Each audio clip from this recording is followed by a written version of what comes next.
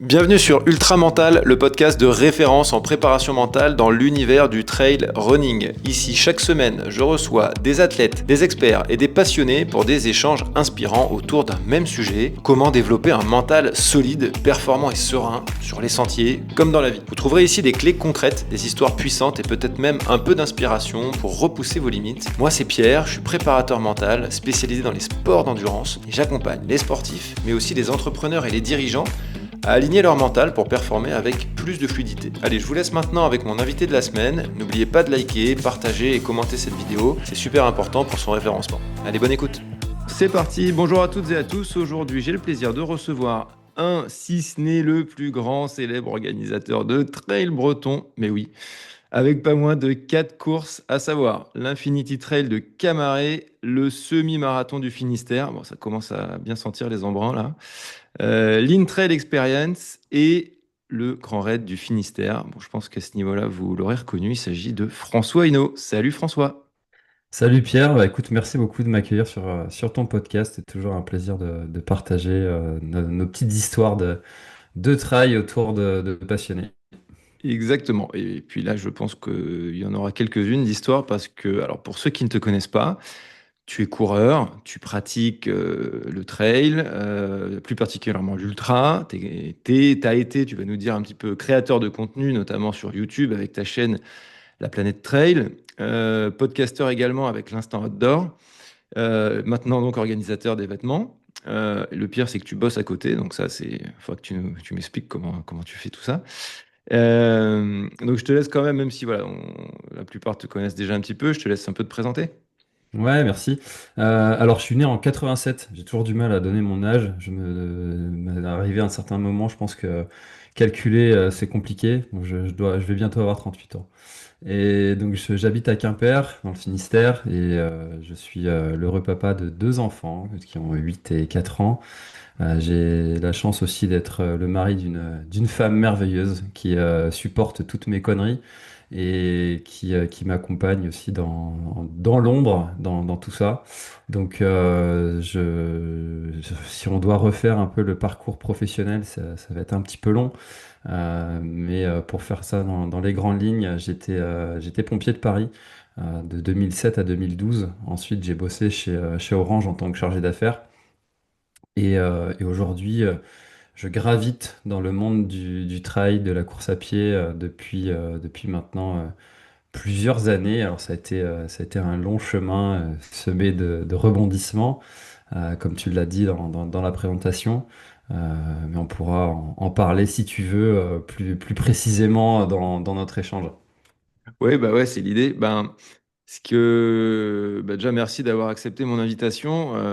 Évidemment, moi, je te connaissais depuis un certain temps pour suivre ton contenu. En plus, on n'est pas trop loin. Moi, j'habite dans les Côtes-d'Armor, donc quand on a un compatriote breton, c'est toujours intéressant de voir un petit peu les péripéties. On est à peine chauvin. Non, ce qui est intéressant, c'est justement, t'as fait beaucoup de choses dans le trail, en explorant beaucoup de choses, d'aspects différents, de la création de contenu à la pratique assez classique, la pratique poussée, l'organisation. Enfin, c'est vraiment plein d'aspects différents. Le côté, moi je peux te lire justement assez souvent, tu communiques bien sur les réseaux, que ce soit LinkedIn ou autre, sur ce côté un peu entrepreneurial qui moi me plaît beaucoup également, le mindset que tu as dans tes courses, le mindset que tu emmènes un petit peu dans ta vie, dans tout ce que tu entreprends, et c'est là où un peu j'avais envie de te questionner et d'en savoir un peu plus. Et, Mm. euh, donc avant un peu de rentrer dans le sujet, est-ce que tu peux juste un peu nous décrire aujourd'hui ou quelle a été ta pratique du trail et aujourd'hui, est-ce que tu arrives justement à mêler une certaine pratique du trail en tant que coureur? Hmm. Ouais, alors aujourd'hui, et c'est un petit peu le cas pour tout, j'ai un caractère qui est assez obsessionnel. C'est-à-dire que quand je fais quelque chose, je suis focus dessus et je suis capable de ne penser plus qu'à ça et avoir presque un penchant vers l'addiction. Ça frôle un peu des fois l'addiction et vraiment tellement c'est ancré, c'est focus. Mais je peux aussi très bien abandonner cette chose-là du jour au lendemain. Je prends un exemple. Alors, j'en ai deux là très récents. Je me suis mis au piano il y a quelques temps, c'était il y a 2 ans. J'avais eu un piano à Noël et pendant un an, mais j'ai bouffé du piano comme Mozart, quoi. J'ai été vraiment à fond. Je sais bien jouer du coup du piano. Et un jour, mon fils m'a coincé les doigts dans la porte du camion et forcément, Mhm. je me pensais que j'avais les doigts cassés. C'était pas loin, j'avais les doigts qui étaient très abîmés. Et je pouvais plus jouer forcément du piano et j'ai arrêté du jour au lendemain. Alors là, ça a été une cause extérieure qui a fait que j'ai arrêté, mais j'ai jamais repris. Et aujourd'hui, par exemple, j'ai cette même chose avec les échecs. Je me suis mis à jouer aux échecs et il faut que j'apprenne tout, que je connaisse tout, que je devienne bon, que c'est vraiment, je regarde des vidéos tous les soirs. Enfin, vraiment, il y a ce caractère un petit peu obsessionnel dès que j'ai un sujet comme ça qui m'intéresse. Et du coup, ben, par transposition, je pouvais pas m'arrêter à la pratique du trail. Tu vois, un jour, un médecin m'avait dit non, non, si vous faites de l'ultra et que vous entraînez autant, c'est pas juste pour votre santé, c'est qu'il y a autre chose. Faut aller chercher quoi, mais il y a autre chose. On fait pas de l'ultra juste pour rester en bonne santé, parce que par essence, en plus, l'ultra n'est pas forcément très bon pour la santé, Mhm. faut le Mhm. dire. Mhm. Faut pas se mentir et se cacher derrière ça. Euh, et moi, j'en suis très conscient. Alors, si la prépa avant un événement est plutôt bonne pour la santé, l'événement en tant que tel ne l'est pas. Donc, faut pas se mentir. Mais moi, j'avais besoin d'aller dans cette pratique-là un petit peu extrême. Alors, pourquoi? Pour prouver des choses peut-être à moi-même, à d'autres, pour en reparler, hein, si on veut aller explorer. Mais euh, aujourd'hui, par contre, une chose dont je suis assez fier et qui aujourd'hui n'est pas vraiment dans la tendance, alors sans vouloir faire des généralités et pointer du doigt certaines pratiques, chacun fait ce qu'il veut, euh, on observe quand même une tendance vers l'ultra très vite, très fort. Faut aller faire des distances très longues rapidement. Moi, quand je vois ça, tu vois, sur mes courses, des gens de 18, 19 ans qui sont déjà inscrits sur 166 km, je me dis, ouais, ok, et après, c'est quoi, enfin, c'est quoi ton projet derrière? Tu vas faire 3 fois le tour du monde à 30 ans, enfin, ça s'arrête quand, quoi? Une chose dont je suis fier, c'est quand même d'avoir eu la patience de monter progressivement dans les distances. Alors aujourd'hui, oui, je fais de l'ultra, j'ai fait mon premier 100 miles, c'était l'année dernière, après 10 ans de pratique. Et, euh, et franchement, je trouve ça, enfin, j'ai envie d'en bouffer d'autres, quoi, d'aller en chercher d'autres, d'aller. Et aujourd'hui, je cherche aussi à améliorer ma performance sur ces événements-là. Avant, c'était juste de terminer en bonne santé qui m'intéressait. Aujourd'hui, je cherche à faire de mon mieux. Alors, je sais très bien que je finirai jamais sur les podiums, mais le faire de mon mieux et de passer un bon moment. Sur ces épreuves-là, en ayant fait un chrono qui, pour moi, semble honorable à mon niveau. C'est quelque chose qui est devenu aussi important et parce que je sais que je suis capable de terminer.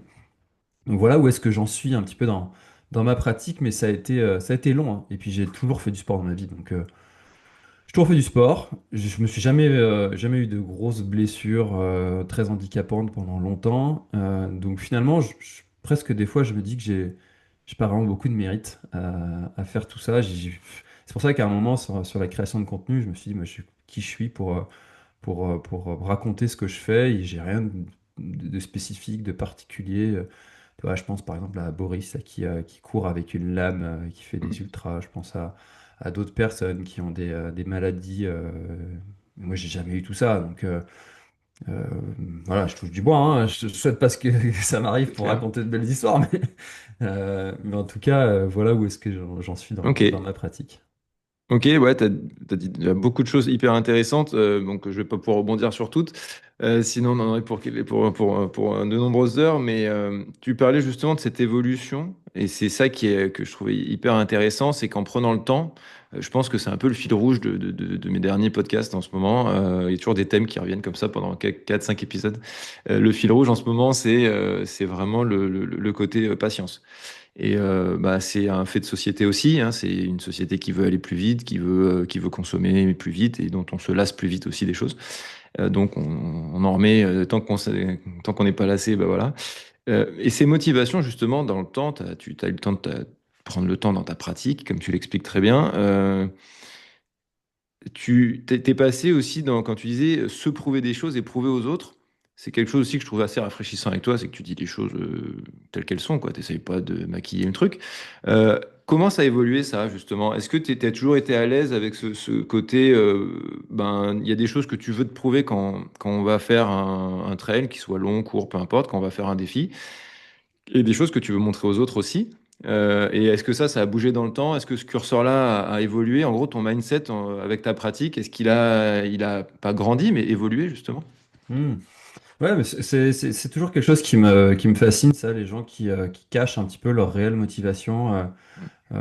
Pourquoi cacher? Enfin, je veux dire, on a le droit de montrer aux autres que ce qu'on fait est bien, enfin, surtout quand on fait des choses comme ça, des exploits qui inspirent d'autres personnes à eux aussi tenter des choses et qui sont fiers d'avoir quelqu'un qu'ils connaissent qui a fait telle ou telle chose. Enfin, tu le vois de toute façon quand tu C'est discutes clair. un petit peu avec les gens, et dès que tu dis tiens, je fais du trail, ah ouais, bah, j'ai un voisin qui lui Mm. a déjà fait la diagonale des fous. Voilà. Ça revient souvent. Donc c'est bien d'être ce fameux voisin, enfin, d'être cette personne qui inspire les autres à aller eux aussi se bouger. Donc il y a rien de mal en soi, à mon avis, d'être fier, de montrer aux autres qu'on a fait telle ou telle chose et de se servir de ça. C'est quelque chose qui est bénéfique pour toi, en fait. Enfin, après, ça veut pas dire qu'il faut se la raconter, qu'il faut être celui qui, dès qu'il arrive au repas à Noël, va raconter dans les moindres détails tous ses exploits de l'année, parce que là, tu deviens relou. Mais, Ah, tu mais commences à devenir le tonton chiant. J'en parlais il y a pas exactement, longtemps le parce fameux que tonton tu chien. vois, on a presque le même âge, 2 ans près. Et un copain à moi qui me disait justement, ah, c'est marrant, j'ai vu un truc et on disait à nos âges, c'est nous qui devenons les tontons chiants dans quelques temps là. Ça me fait penser à ce que tu es en train de dire. Alors, je peux plus être le tonton bourré parce que je bois plus d'alcool, tu vois. Ouais, Ça c'est vrai aussi, que c'est ça va un souvent truc. ça. Mais je peux devenir le tonton chiant qui raconte ses campagnes pendant des heures. Non, l'idée c'est de se servir de ça, à mon avis, pour, tu vois, quand tu es sur une épreuve, alors on parle d'ultra aujourd'hui, mais chacun son ultra, et si t'as jamais fait 6 km, ça peut devenir long au bout du cinquième. Bah, se servir de cet ego, en fait, de se dire, bah tiens, si je termine, je serai fier de moi, et les autres, je pourrais le dire, je l'ai fait, voilà. C'est quelque chose qui, moi, m'a motivé enfin, en plus, le fait d'être dans de la création de contenu où tu affiches clairement, publiquement, tout ce que tu fais, bah, ça rend les choses ça a une dimension qui dépasse un petit peu ton cercle proche. Donc, d'avoir toute cette petite pression, moi, c'est quelque chose qui m'aide. Il y a des gens, ça les paralyse. Moi, ça m'aide beaucoup de m'engager sur quelque chose et puis de mettre en place ce qu'il faut pour respecter mon engagement, sans avoir forcément les réponses au moment où tu as pris l'engagement. Et c'est comme ça que je fonctionne. C'est d'annoncer, de dire. Et puis bah, derrière, on trouve les solutions, on met en place le planning qu'il faut pour que bah, on puisse se tenir au plan. Et puis après, si on y arrive, c'est très bien. Si on n'y arrive pas, tant pis. Enfin, ça reste une pratique amateur. Euh, et puis on passe à autre chose, quoi. Hein. Next. Voilà. Yes, mais justement, là, il y a beaucoup de choses dans ce que tu dis qui sont vraiment bah, des sujets qu'on aborde souvent en préparation mentale. Est-ce que tu en as déjà fait? Est-ce que tu as déjà été accompagné en préparation mentale? Hmm. Alors, la préparation mentale, c'est un sujet qui m'a intéressé pendant. J'ai passé un DU trail running à Grenoble où on a passé quelques heures à parler de ce sujet de la préparation mentale. J'ai aussi passé une formation, alors c'était une formation en ligne qui donnait un petit certificat de préparateur mental. C'est un sujet qui m'a intéressé. J'ai pratiqué la préparation mentale, mais de façon très brève avec quelqu'un qui était en formation justement et qui souhaitait avoir quelques cobayes et j'ai accepté de servir de cobaye. Mais je crois que la préparation mentale, tu seras sûrement plus calé que moi pour répondre à ça, mais j'en parlais avec un ami pendant notre dernier footing de samedi matin et on discutait de ça, de cette faculté de base à avoir du mental ou pas. Ce côté un petit peu comme la préparation physique où génétiquement Mhm. tu es plus équipé que certaines personnes sur certains sujets que d'autres et d'expliquer des fois pourquoi est-ce que moi j'ai plus de mental que d'autres et d'ailleurs comment est-ce qu'on mesurerait la capacité à avoir plus de mental que d'autres parce que moi j'aurais peut-être plus de mental que toi pour faire un ultra mais tu en auras peut-être plus que moi pour bosser et pour lire un tel ou tel livre ou bosser tel ou tel sujet. Enfin, voilà, cette capacité d'avoir ou pas du mental, c'est quelque chose qui m'intéressait, qui m'intéresse, de dire pourquoi est-ce que moi j'arrive à rebondir à certaines difficultés et que d'autres sont complètement paralysés. Pourquoi est-ce que, tu vois, on me disait tout à l'heure, je suis pompier. Pourquoi est-ce que, tu vois, je l'ai vu, ça, je l'ai vécu, des gens des jeunes qui arrivaient sur intervention, c'était la première intervention marquante, et qui sont complètement paralysés. Et parce qu'ils ont pas, physique, enfin, je sais pas, ils sont pas prêts, quoi, ils sont pas faits pour ça. Pourquoi? Bah, en fait, je saurais pas vraiment répondre. Mais aujourd'hui, dans ma pratique de l'activité, j'ai jamais été accompagné d'un préparateur mental, mais je pense que alors aujourd'hui, je suis accompagné par Éric Lacroix en préparation physique. Quand j'ai besoin de lui sur certains sujets mentaux, on échange, on discute, il m'accompagne, évidemment, étant quand même un peu un ponte sur le sujet. Euh, donc, oui, je suis accompagné, mais non, j'ai jamais fait de préparation spécifique pour progresser spécifiquement sur le sujet. Mais je pense que ça pourrait être un plus pour moi, évidemment. Ouais, c'est ce que j'allais dire, mais t'as quand même, bah, là c'est plutôt sur la partie autodidacte, donc tu t'es quand même beaucoup, enfin ce que tu dis, hein, tu t'es beaucoup renseigné, tu as fait des formations, tu découvres pas le truc avant-hier, quoi, donc Mm. t'es quand même assez calé sur le sujet, comme tu viens de le dire, t'es avec Éric Lacroix, donc oui, sur le sujet, t'es plutôt bien loti si tu as des questions. Et justement, j'allais dire, qu'est-ce qui serait un axe de progression que tu pourrais identifier si jamais tu te décidais un jour d'en faire, ça serait pourquoi? Euh, Tu vois, pendant un ultra, il y a toujours ce moment où t'es dans le down, mais dans le Hum, down, down, down, hein, dans le hum, fond du hum. trou, et il y a cette capacité à rebondir, à continuer malgré tout. Alors, moi, je te dis toujours, est-ce que de continuer, si jamais tu as une douleur physique, est-ce que ça vaut le temps de récup que tu vas devoir mettre derrière? Est-ce que ça vaut le fait d'être finisher? Souvent, la réponse est non. Mais si c'est juste une fissure du mental et que tu deviens ingénieur chez Vico et que tu as ton mental de chips qui commence à s'émietter dans tous les sens, là, il y a peut-être quelque chose à faire, à travailler. Et puis, si c'est à chaque fois à ce moment-là que tu commences à abandonner, là, il y a peut-être quelque chose à faire et à travailler. Moi, je pense que ce serait dans mon temps de réaction face à ce moment et pour gagner en performance. euh, je, je rebondis toujours, mais là, sur le dernier, ça a pris du temps quand même. Ça a été long Du temps, ça se compte en heures? ça se compte en heures, hein. Ouais, ouais, ouais. Et ce qui était assez fou, c'est que, alors si tu veux, on pourrait raconter ça en détail, mais c'est que ça a été presque dès le départ. Ouais, tu peux y aller, ouais, vas-y. Ouais, allons-y, allez. Allez, lance. Alors, c'était sur le Grand Trail d'Auvergne, qui était au mois d'octobre. Et j'avais eu un mois qui était assez compliqué hein, quand tu organises un événement. Donc, le Grand Raid du Finistère, c'est mi-septembre. Une semaine avant, une semaine après, c'est très intense. On pense que quand l'événement est fini, tout s'arrête, mais non. Donc, une semaine avant, c'était toujours le dernier coup de rush. Une semaine après, donc pendant 15 jours, j'ai pas pu me préparer. La préparation d'avant était très bonne. J'avais réussi à suivre quasi de façon militaire la prépa. Et, et après ce moment intense, souvent, hein, on dit souvent, tu connais ces gens qui tombent toujours malades au moment où ils sont en vacances. Et quand tu as le corps qui se relâche, et Lâche. ben hop, c'est le moment où tu commences à choper une maladie. Et du coup, j'ai chopé, enfin, je suis tombé malade juste après le GRF. Donc, et puis bah, après, bah, c'était une semaine avant l'événement. Et puis bah, voilà, faut y est, quoi. Donc il n'y a plus rien à faire. Donc j'ai eu un mois qui était assez compliqué et au départ, ben, je me sentais, j'avais pas envie d'être là, quoi. Ça se voyait sur les photos, mes proches me disaient, Ah, mais mec, tu partais, t'as pas dit pour combien de kilomètres tu partais? je partais pour 170 km et D'accord. 7000 Et c'était ton premier? C'était mon deuxième. J'avais fait Deuxième l'Ultra sans Max. Riège l'année d'avant, Ok. qui est, selon certains, plus dur que la Diagonale des Fous, pour te mettre un peu le tableau. Donc, Hmm, physiquement, je savais que j'en étais tu pouvais le capable faire. Ouais. de le faire. Je sais que j'avais déjà fait ce genre de choses. Ok. Je sais que j'avais une prépa depuis le mois de janvier qui était bien plus rigoureuse que ce que j'avais pu faire sur les années passées. Donc, physiquement, j'étais prêt. Je savais que j'allais pouvoir le faire. Mais pas envie d'être là. Voilà, j'ai pris le départ, mais voilà, on verra bien.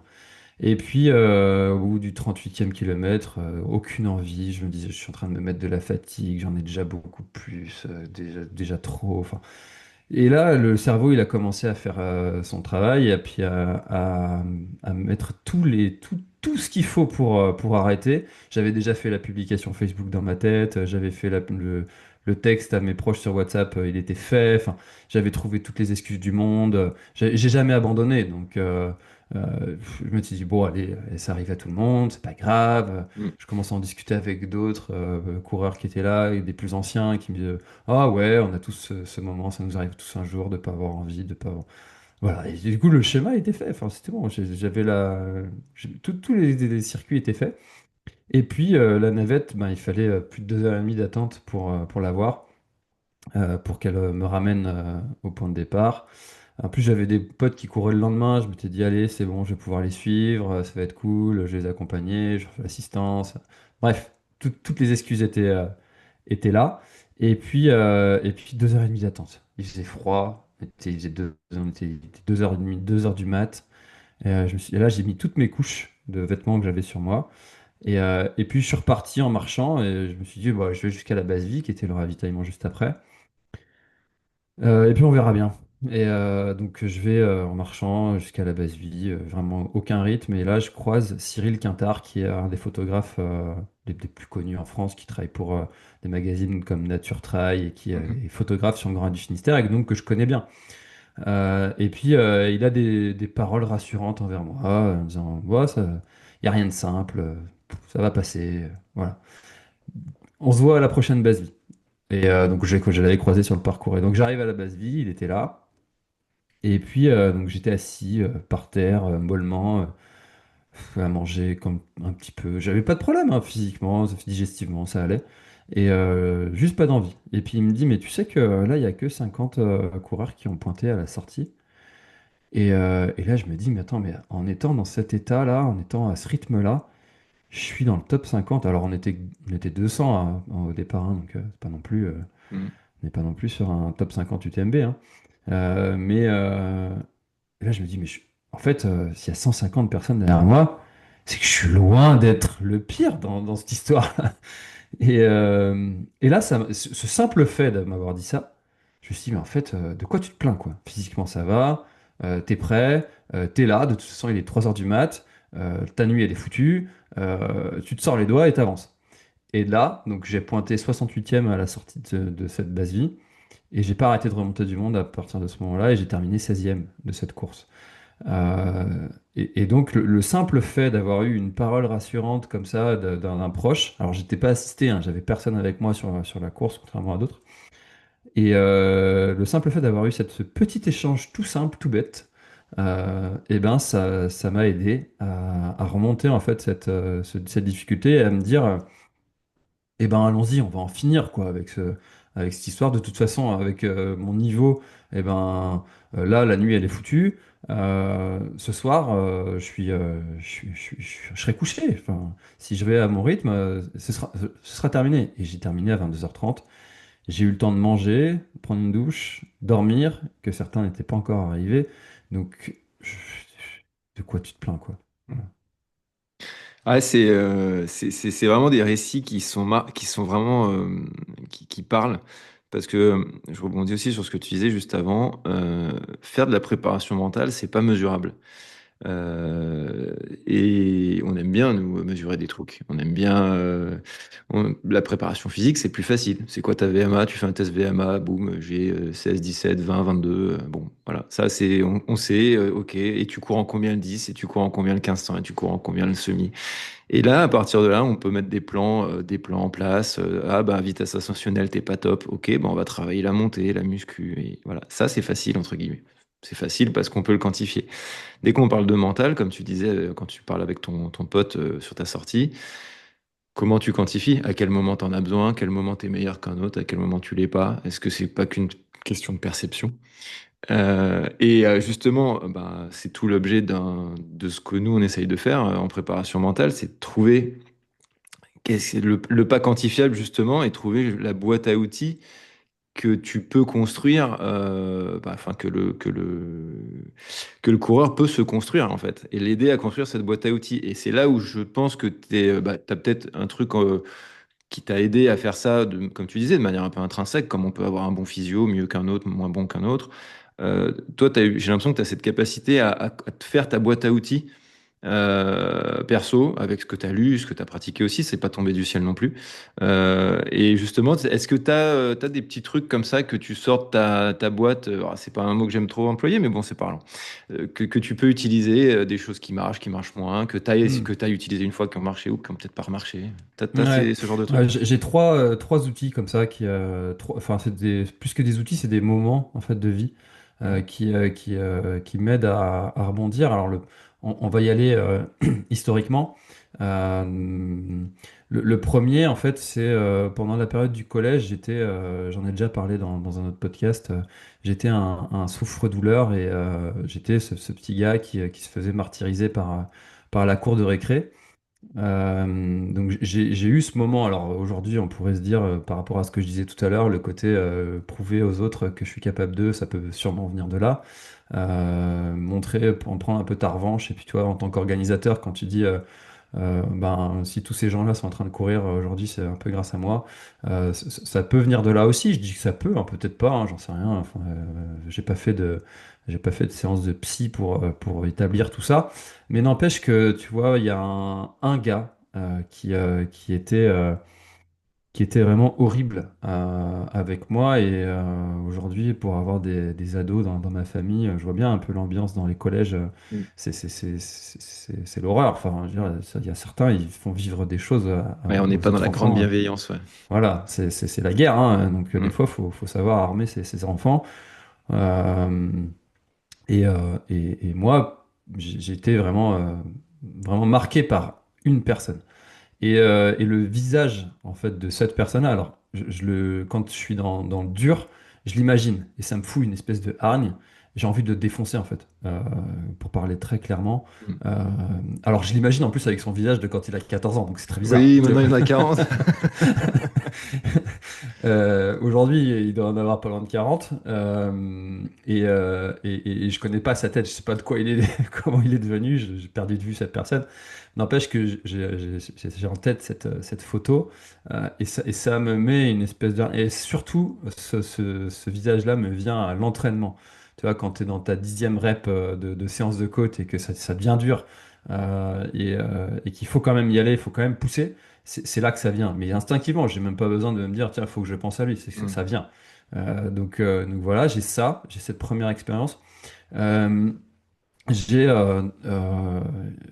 j'ai été, comme je l'ai dit tout à l'heure, j'étais pompier de Paris et j'ai fait une formation qui est la formation des plongeurs chez les pompiers qui était donc en novembre-décembre et qui dure 2 mois. C'était réellement les 2 mois les pires de ma vie. J'en ai chié, mais euh, comme pas possible. Enfin, pendant 2 mois, tu dors peu, t'es mis à rude épreuve mentalement, physiquement, on te pousse. Enfin, pour s'imaginer, on était 12 à commencer, on était 6 à terminer la formation. Et d'avant ça, t'as une sélection. Donc j'ai été au bout. Alors, il y en a 5 qui ont eu la formation, hein. Pour spoiler alert, c'est moi le sixième. Ah, oui, ça. J'ai pas donc j'ai fait la formation, je l'ai pas eu. Parce que justement, j'ai craqué mentalement un jour, une nuit, 3 heures du mat, exercice dans un port. J'ai pris mon bloc de plongée et je l'ai jeté sur un déformateur, donc, parce qu'il s'est poussé à bout, quoi. Donc j'ai Mm. craqué, voilà. Donc toutes ces expériences-là, ça c'est pendant 2 mois, hein. Ah, Puis c'est long, c'est dans très des très lacs très long. d'Île-de-France qui ont gelé, tu plonges dedans, tu casses la glace avant d'entrer dans l'eau. Enfin bref. Donc, j'ai vécu des choses dures pendant longtemps. Donc, quand sur un ultra, tu te dis, comme tout à l'heure, je disais, ce soir, t'es au lit. Ouais, au Bon, pire, ça bah, dure 24 heures ou 30 heures. voilà, ça va aller, quoi. Ouais, Au pire, tu ouais. fais une sieste pendant 10 minutes et puis tu repars et puis on n'en parle plus. Donc, tu vois, finalement, de se dire, Ok. j'ai vécu bien pire, ça m'aide aussi. Et, euh, la troisième expérience, et je vais la faire très courte parce que là, pour le coup, ça va parler à tous ceux qui l'ont vécu.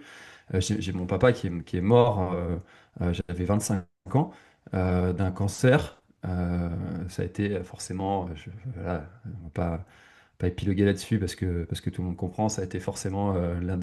des périodes de ma vie les plus compliquées. Euh, je- Psychologiquement, hier, je m'en suis, voilà, c'était il y a plus de 10 ans maintenant. Je me suis reconstruit depuis. C'est quelque chose de dur que j'ai vécu. Et moi, je pense que c'est ça, en fait, tous ces petits moments de difficulté dans ma vie, dans mon histoire, qui m'ont façonné, qui m'ont construit, qui m'aident aujourd'hui à me dire, bon, bah, voilà, ce que tu es en train de vivre, ça va aller, quoi. Ouais, j'écris en même temps. Mais ouais, ouais, c'est vraiment. C'est de la préparation mentale pure, hein, ce que tu es en train de dire. Alors, encore une fois, certains le font de manière innée, un peu comme toi, avec un peu d'aide d'un bouquin ou d'une formation. Bon, c'est quand même pas rien. Mais moi, dans certaines techniques que je peux utiliser, ça s'appelle un renforcement positif. Après, certains veulent donner leur nom à des techniques, on s'en fout. Mais c'est en fait ce que tu dis, c'est de prendre un événement qu'on a traversé.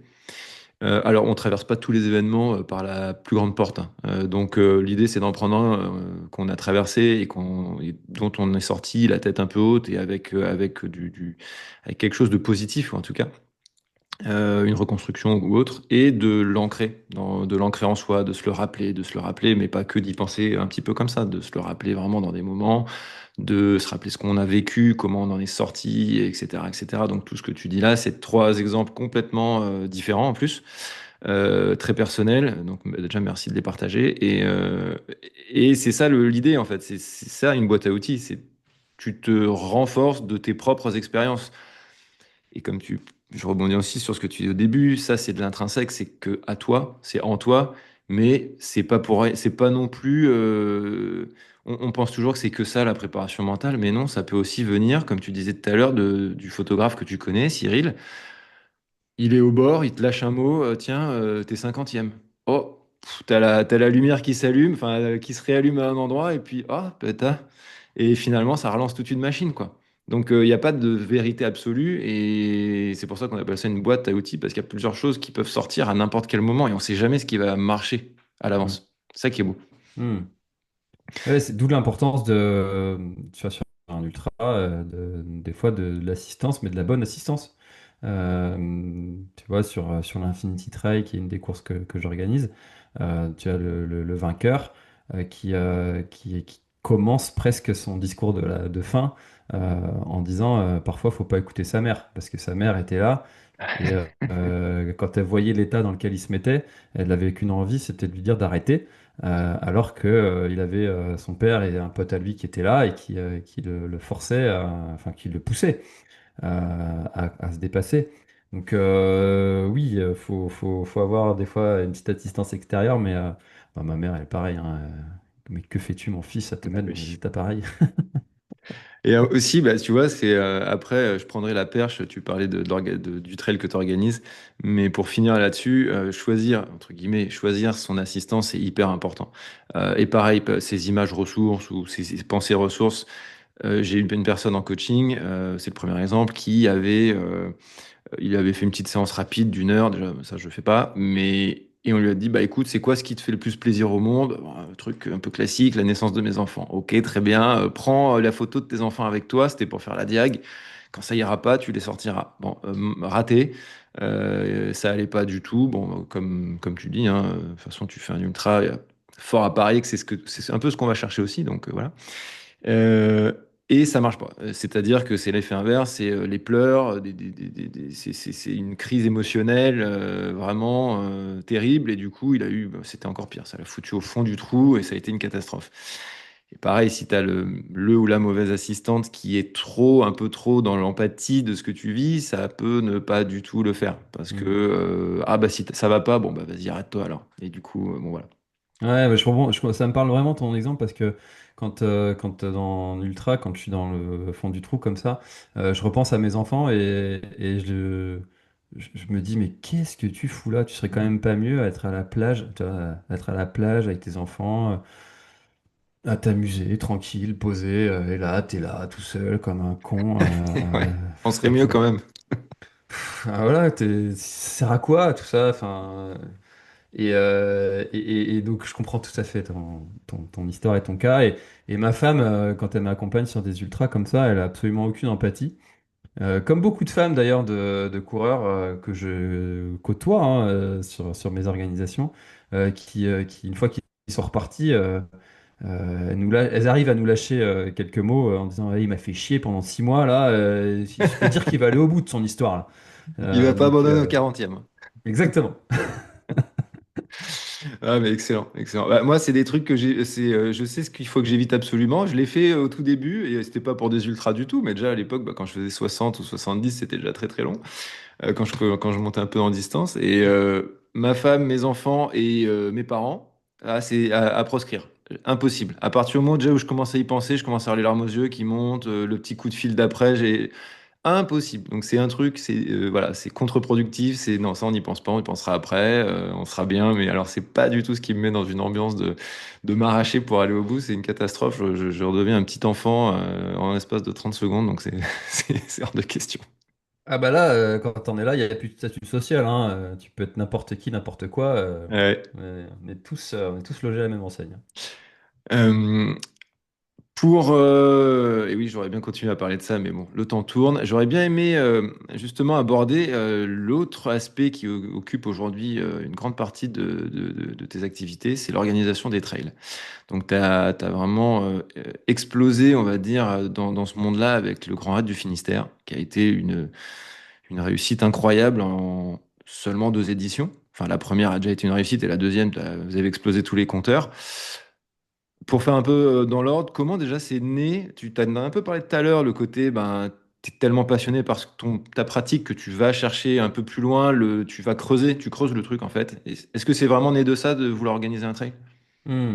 Alors le Grand du Finistère, il est né pendant le Covid en 2020, où un coureur avec qui je faisais des courses sans le savoir, parce que lui, il me suivait sur les réseaux, il savait qu'on faisait à peu près toutes les mêmes courses, mais c'était vraiment ben, un pur hasard, et il savait qu'on avait à peu près le même niveau.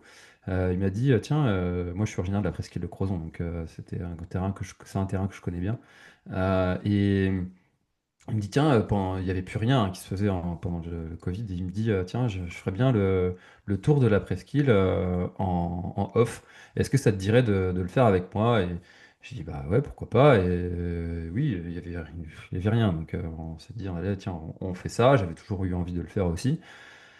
Et puis je me suis dit, bah, quitte à l'organiser pour nous, donc mobiliser des gens qui vont venir nous faire l'assistance, autant le proposer à d'autres, quoi, ça pourrait peut-être intéresser d'autres gens. Et je crée un événement Facebook. Et là, j'ai plus de 50 personnes qui sont intéressées, mais en un claquement de doigts. Donc là, je ferme tout, parce que je me suis dit, je vais me faire dépasser. Enfin, Mm. c'est pas possible. Enfin, je suis pas organisateur. C'est pas moi, quoi. Et, et donc, on ferme ça, enfin, on annule l'événement Facebook et on réserve ça à un cercle de connaissances proches et puis copains de copains de copains. Et au final, on est une quinzaine à partir sur 140 km et une quinzaine sur un format de 50 km. Et on finit tous au barbecue le samedi soir. On a envoyé une trace GPX à tout le monde et ça, c'est né comme ça. Là, en 2021, il y a des gens qui nous ont dit, tiens, pourquoi vous ne le refaites pas? Et puis, Sauf qu'en 2021, c'était compliqué d'organiser encore avec le pass sanitaire et j'ai pas besoin de rappeler à tout ce Ouais, qu'on a vécu on pendant s'en cette rappelle période. encore, c'était. Ouais. Et puis organiser tout en ne sachant pas si l'événement allait avoir vraiment lieu, moi, ça me disait moyennement de dépenser ce temps et cette énergie là-dedans. Mais les coureurs continuaient de me dire, faut le refaire, faut le refaire, c'était génial. Donc en 2022, en une semaine, là, tu vois, on rentre encore dans le caractère un peu obsessionnel. Euh, En une semaine, j'ai tout fait. J'ai créé l'asso, j'ai créé un logo pour Ave, j'ai créé la page Facebook, j'ai tout créé. J'ai créé l'événement dans les grandes lignes, j'ai créé la page d'inscription, je me suis mis, mais j'ai pas beaucoup dormi pendant cette semaine-là, mais j'ai tout fait en une semaine, sans savoir comment j'allais le faire. Donc j'ai organisé, j'ai lancé l'événement sans savoir réellement comment j'allais le faire. Et voilà comment c'est né et c'est parti. Et ils étaient donc 70 en 2022 à prendre ce départ. Et aujourd'hui, on accueille pas loin de 2000 participants sur plusieurs formats différents. On a un live, on est vu à la télé, on a notre mascotte, on a presque 300 bénévoles qui nous accompagnent dans le projet alors que ils étaient 10 au début. Enfin, voilà, c'est une belle success story. J'en suis vraiment très fier, très content. Tu vois, je reviens un peu avec ce que je disais au départ, c'est que quand à chaque édition, j'ai mon meilleur pote qui m'accompagne aussi, un Thomas, qui m'aide dans l'organisation de ces courses-là, qui me ressort à chaque fois cette phrase et qui me dit, et ça j'ai des frissons à le dire, au moment du départ du 166, qui est le premier départ qui lance un peu l'événement, il me dit, tout ça c'est toi. Euh, Sans toi, ça n'existe pas. Et c'est vrai, enfin, moi j'arrête, alors peut-être que quelqu'un reprendrait, mais n'empêche que la naissance, euh, c'est moi. Et ça, c'est une fierté immense, absolue. Enfin, je sais pas, c'est un don du ciel, quoi, d'avoir réussi à créer ça. Euh, et, euh, et du coup, j'ai envie de revivre ça maintenant sur d'autres projets, et tout ça, ça vient d'une motivation euh, qui est complètement, qui peut être bête aux yeux de certains, mais en tout cas, c'est la mienne. C'est l'envie de créer des histoires et de faire en sorte que les gens se bougent et envie de venir participer à des beaux événements euh, et de réussir à créer tout ça, quoi. C'est quand même, moi, comme tu viens de le dire, une très jolie success story. Est-ce que, bah, j'imagine que le niveau de pression entre lancer, même s'il y a toujours quelque chose au départ, d'excitation de lancer quelque chose avec une petite centaine de participants à aujourd'hui, t'es dans une autre catégorie. Ton mindset, il est toujours le même. C'est aussi ce petit fil rouge là de notre épisode. Tu lances, tu te jettes, et ensuite tu fais après. Enfin, tu fais après. Tu résous les problèmes comme ils arrivent, mais d'abord tu lances le truc, quoi. Hmm.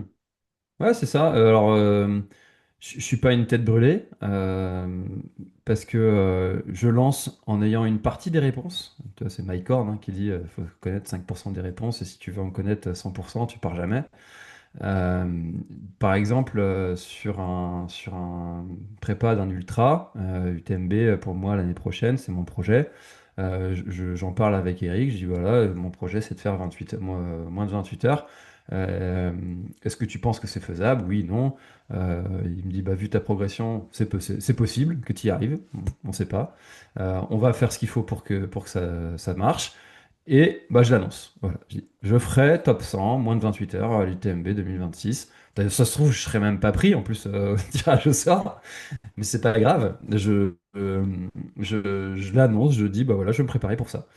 Pour les événements, c'est pareil. Tu vois, le semi-marathon du Finistère, qui est l'autre événement que j'organise, qui verra sa première édition là le 22 février 2026. Je vais voir les mairies, je leur dis, voilà, j'ai ce projet-là, on va partir de là, on va arriver là. On va passer par tel parcours, il y a telle contrainte, est-ce que vous êtes OK avec ça? Donc il y a 3 mairies sur le parcours. Ils me disent oui, donc j'ai l'accord des gens qui vont accueillir l'événement. Euh, je lance les inscriptions. C'est pas plus compliqué que ça en fait. Mais je sais pas de combien de bénévoles je vais avoir besoin, je sais pas où vont être précisément les ravitaillements, je sais pas plein de choses, je sais pas à quelle heure vont partir les courses. J'ai très peu de réponses en fait à toutes ces questions-là. Et une fois que les gens sont inscrits, une fois que tu as fait 1000 inscriptions en 4 heures, eh ben mon gars, maintenant, il faut assumer. Il faut recevoir les gens correctement, il faut les recevoir dignement. Moi, je dis souvent que sur mes événements, je reçois les gens comme si je les recevais à manger chez moi. Et quand je reçois les gens chez moi, j'essaie de bien les recevoir.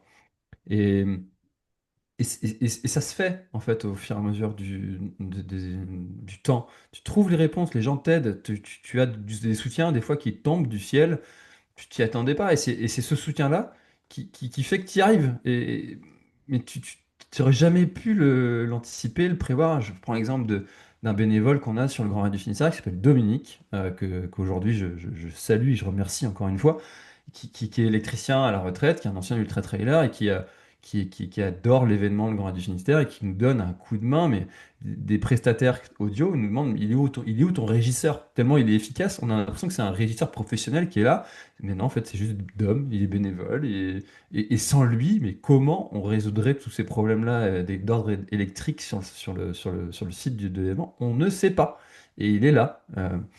Et en fait, tu as des rencontres comme ça, tu as des gens qui viennent te donner un coup de main, qui te proposent de l'aide beaucoup plus que tu as l'impression d'en mériter. Et tout ça, en fait, ça t'arrive uniquement parce que tu as osé lancer le projet, osé te lancer, te donner un peu ce petit coup de pression de dire, allez, on y va, on le fait. Et c'est juste ce moment du lancement, et les gens qui n'osent pas se lancer ne peuvent pas comprendre ce que je dis, parce qu'ils l'ont peut-être jamais vécu, mais s'ils le faisaient, ils disaient, ah mais oui, en fait. Et je suis sûr qu'en regardant bien dans leur vie, il y a eu un moment, peut-être un petit truc, tu vois, je sais pas, des fois pour des gens qui osent pas parler à des gens qui ont osé pour une fois, tiens, aller à la rencontre de quelqu'un et qui derrière s'est passé quelque chose de dingue. Et ben, ce petit truc-là, en fait, moi, je le reproduis un peu à plus grande échelle. Parce que oui, tu as, une pression quand même qu'il faut pouvoir gérer, faut pas être en stress dépassé hein, quand tu as des merdes à gérer, parce que tu en as forcément sur un événement, bah, faut quand même garder la tête sur les épaules, faut avoir un peu de sang-froid. Et ça, ben, c'est deux choses qui, moi, m'aident énormément pour combattre ça. C'est d'une, d'être bien entouré, et de deux, ben, d'avoir la capacité à encaisser ça. Parce que, et ça, on pourrait revenir sur mon histoire. En tant que pompier, j'ai vu des gens mourir. Enfin, tu vois, j'ai massé fait des massages cardiaques je ne sais combien de fois. J'ai annoncé des morts à des gens je ne sais combien de fois. J'ai vécu des drames de vie sociale. J'ai vu des gens pendus, j'ai vu des gens, enfin, j'ai vu des accidents horribles. Je suis toujours là. Donc aujourd'hui, me dire, il y a un bouchon parce qu'il y a des accompagnateurs qui peuvent pas livrer trois compotes à leurs coureurs. Je vais te dire, mais ça me fait. Alors, je suis triste pour ces gens qui pourront pas avoir leur compote, Yeah. mais ça va aller. Ça va aller. Ils vont survivre. C'est bas, ça va. C'est bon. On respire. Ça va bien se passer. Voilà. Donc, quand tu as vécu pire et que tu acceptes que tout soit pas parfait, ça va aller. Voilà. Mais ça dépend toujours, est-ce qu'on met le curseur forcément et est-ce qu'on a vécu pour encore une fois se faire sa propre expérience de vie. Mais tout ce que tu dis là, c'est vraiment, t'es dans un mindset, enfin, j'imagine voilà, ça aussi, tu l'as travaillé, t'es dans un mindset très entrepreneurial. On y va, on a l'idée, et à partir du moment où on a l'idée, on n'a pas la finalité de ce que sera l'entreprise, si on parle de l'entreprise ou l'association dans ton cas, c'est une entreprise, quoi. Elle a que le nom d'Asso, c'est juste juridiquement que c'est différent, mais c'est une entreprise et c'est une, comme je disais, c'est une machine à laver, quoi. Le week-end que tu passes là, ou les 2 semaines, l'avant, l'après, enfin le truc, je pense que t'en sors, voilà, t'es essoré, quoi. Et donc, ouais, tu crées, t'attends que ce que t'as pas t'arrive parce que c'est, comme tu l'as dit, si tu l'as pas vécu, tu peux pas le savoir. Qu'il y a des rencontres qui vont se faire et sans le faire, on dit toujours, fais d'abord ça et tu verras que l'univers ou ce que tu veux t'amènera le reste. Bah, c'est vrai. En Ouais, et puis général, faut être au clair aussi avec des fois faut accepter. Alors même si j'ai un caractère qui est très optimiste, hein, je me dis toujours qu'on va trouver une solution, ça va aller. Là, je l'ai dit je sais pas combien de fois, ça va aller. Je suis très optimiste comme personne. Enfin, si tu vois que les problèmes que tu peux avoir, ouah, ça va être compliqué comme à vivre. Mais moi, je suis très au clair au fait aussi avec le fait de me dire, j'ai le droit de me tromper. Tu vois, je suis pas infaillible. On a le droit de faire des erreurs et on va en faire. Et cette année, tu vois, c'est une de mes grandes phrases, ça, sur tous mes événements, c'est cette année, c'est comme ça, l'année prochaine, ce sera mieux. C'est pas grave de faire une erreur. Ce qui est grave, c'est de la faire deux fois. Euh, Tu vois, on peut ne pas avoir pensé à telle ou telle chose et puis te dire, bah, l'année prochaine, oui, on essaiera de faire mieux. Et des fois aussi, il faut accepter que l'événement, il est imparfait pour certaines personnes. C'est leur choix, c'est leur décision. Et ce qu'ils ont eux, envie, c'est peut-être pas ce que toi tu proposes. Et c'est OK. Enfin, ils ont le droit aussi d'avoir cette vision-là et que ce que tu proposes soit pas leur idéal à eux, mais tant que ça convient à plein de gens, bah, c'est très bien. Et alors on parle beaucoup d'entrepreneuriat dans notre échange là aujourd'hui, mais c'est Bernard Tapie qui disait un jour à un journaliste, ce qu'il y a de bien avec votre métier, c'est que vous avez passé votre vie à commenter ce que les autres font, et quand tu commentes, tu peux pas te tromper, alors que ceux qui font, par Mhm. essence, par nature, quand tu fais, tu peux te tromper. Ah bah oui. Et aujourd'hui, je suis vraiment. Cette phrase-là, elle est vraiment très ancrée en moi et je suis très au clair avec le fait de me dire, bah, tu as le droit de te tromper, c'est pas grave. Tu t'es trompé et puis au pire, enfin, t'es pas un chirurgien cardiaque qui se trompe d'outils pour ouvrir le cœur, quoi, tu vois. Ça va, quoi. Ça va aller. Ah, excellent. Mais ça me fait penser à un post que j'ai lu, je pense, ça devait être après le GRF, je sais pas trop, hein, que tu avais fait sur LinkedIn, où justement je trouvais ça hyper intéressant. Tu mets les points positifs, les points négatifs. Grosso modo, tu faisais quelque chose comme ça. Ce Mm. que tu viens de me dire. Ça a marché, ça a pas marché, ça a moins marché, Et on fera mieux. Et c'est ça, encore une fois, bah, qu'on retrouve là, c'est dans ta personnalité, hein, du coup, ça transpire, hein, tu t'as pas de souci à dire, ah, ça c'est bien, ça c'est pas bien, ça je l'ai Ouais. fait bien, ça je l'ai pas bien fait, c'est pas grave, il y a aucun souci, on fera mieux la prochaine fois. Et c'est ce qui permet de s'équilibrer aussi, parce que quand on se flagelle de ce qu'on a mal fait, forcément, c'est pas productif, on va dire, pour la suite. Et justement, sur ce sujet-là, un des sujets qui est qui fait un peu polémique un peu partout, parce que bah, euh, ça c'est bien pour toi, pour les organisateurs, les trails sont pleins, mais ça a créé des soucis comme l'année dernière avec tes voisins de l'ultramarin, qui ont eu des tombereaux d'insultes sur les réseaux parce que ça avait, je sais plus, soit sauté, soit a été pris d'assaut en l'espace de 3 minutes avec je sais pas combien de milliers d'inscriptions. Euh, et toi, justement, pour éviter ou justement pour éviter un peu ce genre de problème, tu as tout de suite réajusté sur cette année ou l'année prochaine? Je sais plus ce que tu m'as dit. Là, c'est déjà cette année ouais, qu'on a mis les tirages au sort. Ouais. Et du coup, ouais, ben, ça fait partie justement d'un truc, pour le GRF, tirage au sort, on s'inscrit et c'est tiré au sort. Et Mhm. comment ça fonctionne? Est-ce que par rapport à l'UTMB ou des trucs comme ça, mais Mhm. c'est plus Ouais, simple? non, en fait, l'idée, c'est de dire, moi, comme je le dis, c'est de lutter contre la sédentarité, d'essayer de faire en sorte que les gens se mettent au sport et que, ils puissent avoir la possibilité de participer à des événements. Alors, ce que je dis aux organisateurs, moi, je fais partie d'une association qui s'appelle France Outdoor et qui est une association d'organisateurs. Alors, il y a beaucoup d'organisateurs, des très gros, comme l'UTMB, et beaucoup d'autres qui en font partie et il n'y a pas d'esprit de concurrence en fait aujourd'hui. Ce que je dis aux organisateurs, c'est qu'il faut que d'autres personnes créent des événements parce que ça tire tout le monde vers le haut. Il y a des gens qui créent des événements, il y a des gens qui courent, faut leur mettre plein d'événements et c'est tout. Euh, et nous, ce qu'on veut, c'est que le maximum de gens puissent venir au moins un jour, une fois, participer au Grand Raid du Finistère, et que ben, finalement, ceux qui ont déjà participé, et voilà, alors on a un grand respect pour toutes les personnes qui ont cru en nous dès le départ, quand le GERAB n'est pas ce qu'il est aujourd'hui. Mais on se dit, bon, bah, tu as participé déjà à une édition, passe la main, quoi. Donc on met en place un système de tirage au sort où si tu as tenté de participer une année et que tu n'as pas été pris, et ben, tu as deux fois plus de chances d'être pris l'année d'après, un petit peu sur le modèle, sur d'autres modèles de tirage au sort qui existent. Et si tu as participé, bah, tu as deux fois moins de chances d'être tiré au sort. Et si tu n'as jamais tenté de participer, bah, tu as une chance. Voilà. Ok. Donc on met ce système-là en place. Enfin, on a mis déjà. Donc cette année, c'était assez facile parce que il n'y avait pas ce système de coefficient, parce que c'était la première fois. Mm. Donc là, l'année prochaine, on aura ce système de coefficient. Et c'est le système qui, moi, me semble le plus juste, même si c'est celui qui demande aussi le plus de travail au niveau organisation, parce que c'est un peu un casse-tête hein, Mhm. à gérer tout ça.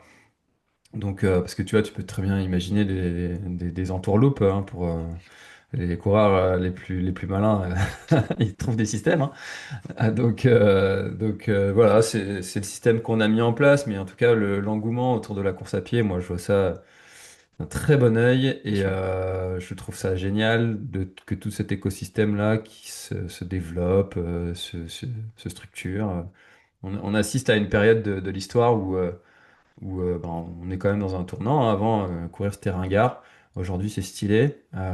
Et ça, je crois que les organisateurs, les marques, les athlètes élites, les influenceurs, malgré ce on a beau dire sur certains réseaux, beaucoup de gens leur crachent dessus, mais n'empêche que ils montrent qu'ils courent, enfin voilà, moi, je suis très favorable à ce que des Mm. gens montrent des choses saines et pas idiotes. C'est très bien que tout cet écosystème se développe. Ouais, tu m'étonnes. Les Euh, podcasts. les podcasts, bah oui, on en fait partie. Enfin, j'en fais partie maintenant aussi. Mais oui, bah, évidemment. Évidemment. On arrive gentiment sur la fin de l'épisode. Je t'avais promis 1 heure, là on y arrive. Euh, c'est quoi la suite de ta saison? Alors, tu as commencé déjà à nous en parler. Tu nous as affiché un UTMB en moins de 28 heures. Bon, bah maintenant, comme c'est ton, reste plus qu'à délivrer. Et sinon, les courses, t'es toujours sur les 4 courses. T'as quelque Ouais, chose? là, cette année, je disais que je bougeais un peu moins, parce que l'année dernière, j'étais pas mal à droite à gauche à essayer de me nourrir de toute l'expérience des organisateurs qui ont beaucoup plus d'expérience que moi. Mhm. Parce que d'échanger avec des gens qui ont organisé des grosses épreuves, eh ben forcément, ça t'aide à toi te dire, tiens, qu'est-ce que j'ai envie de faire, qu'est-ce que je peux faire, pas faire. On revient à cette formation un peu autodidacte, mais c'est en échangeant avec d'autres qu'on arrive à progresser Ouais, soi-même. formation permanente. Formation permanente, exactement, il faut se tenir au courant de tout ce qui se fait parce que ça va vite. Forcément, comme on dit, hein, dans l'écosystème, ben, ça grandit bien, donc forcément, il y a des startups qui rentrent dans l'histoire et qui proposent de belles choses. Il y a des choses que des fois, tu te dis, bon, là, non, on n'y va pas, mais à l'inverse, il y a des choses où tu te dis, ah ouais, là, je peux vraiment gagner en temps, en énergie, en service au coureur, bref, en plein de choses. Donc, je continue de me tenir informé, mais cette fois-ci, l'année prochaine, je rebougerai un petit peu, mais cette année, je suis resté cloîtré aux frontières de ma Bretagne et de notre Bretagne. Et l'année prochaine, donc, je vais bouger un petit peu plus en essayant d'aller à la rencontre d'autres organisations. Et puis, ben, faut délivrer ces nouveaux événements. Et puis, le GRF, on a un nouveau format qui s'appelle le GRF Légende qui sera réservé donc aux coureurs qui ont participé aux 166 km. C'est la nouveauté de l'année 2026. Et donc, c'est un format qui sera surprise. On leur dit juste qu'ils doivent être dispo le jeudi soir et qu'ils feront plus de 166 km, mais ils savent rien d'autre. Ah Donc, ouais, il y pas de a parcours, rien. pas de parcours, ils savent pas à quelle heure ils partent, pour combien de kilomètres. Ils savent rien.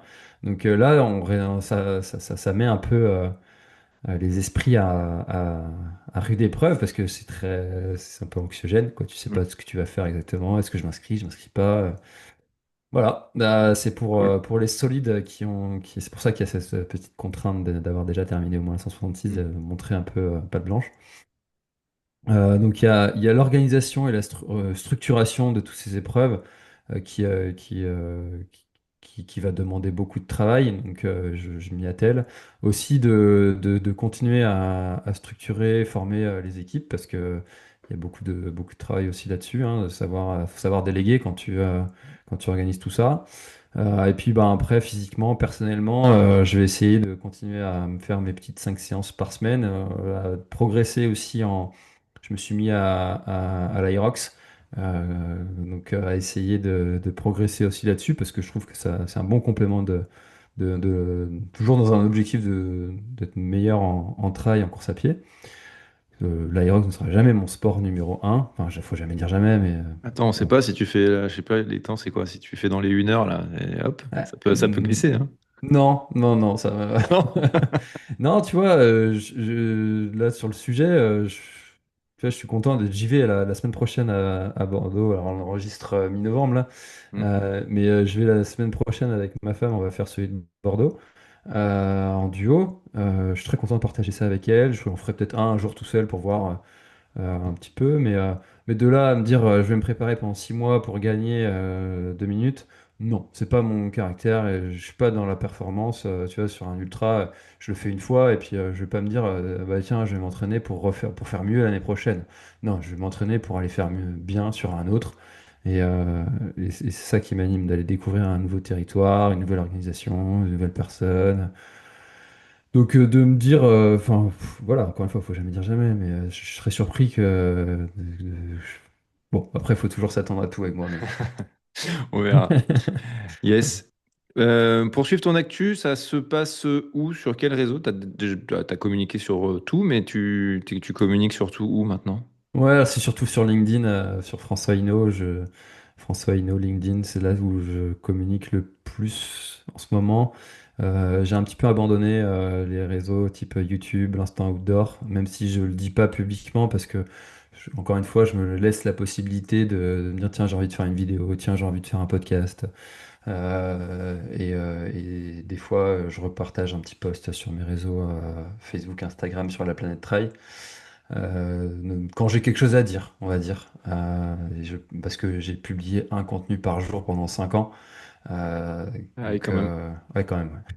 Ça en fait. Ouais. Ouais. Donc, ça en fait des contenus. Et Hmm. donc aujourd'hui, je partage beaucoup moins, mais à chaque fois, c'est pour partager une petite actu avec ceux qui suivent depuis le départ. Donc voilà. Merci beaucoup, Ça marche. en tout cas, de m'avoir reçu sur ton podcast. C'était très chouette. Euh, Je t'en voilà. prie. Merci à toi. Merci pour ton temps. Merci d'avoir répondu à vos questions. Merci d'avoir été, comme d'habitude, franc et entier. Donc, bah, au plaisir de se croiser. On n'est pas trop loin, ça devrait pas être trop compliqué. On va y arriver. Merci, Carrément, je te avec souhaite plaisir. une très bonne continuation et à très bientôt. Merci Pierre, à bientôt, bye. Salut. Cet épisode est déjà terminé. J'espère qu'il vous a inspiré ou apporté des pistes concrètes d'évolution. Si c'est le cas, merci de laisser 5 étoiles sur votre plateforme d'écoute favorite. C'est un geste simple mais tellement important pour soutenir ce travail indépendant et continuer de vous proposer des invités de qualité. Si vous souhaitez aller plus loin et optimiser votre préparation mentale, contactez-moi directement via mes différents canaux. Le premier entretien découverte est gratuit. Pour suivre mon actualité, je vous donne rendez-vous sur Instagram et LinkedIn. À la semaine prochaine dans un prochain épisode d'Ultra Mental.